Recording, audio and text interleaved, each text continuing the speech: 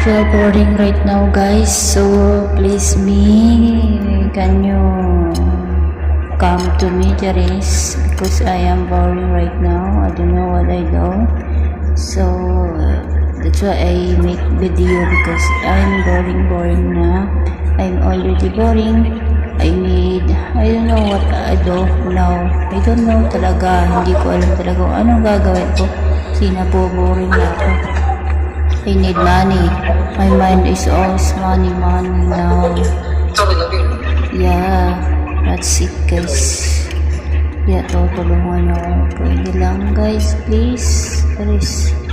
Genuine, ilalike nyo itong video ko, ha? Para maganda naman.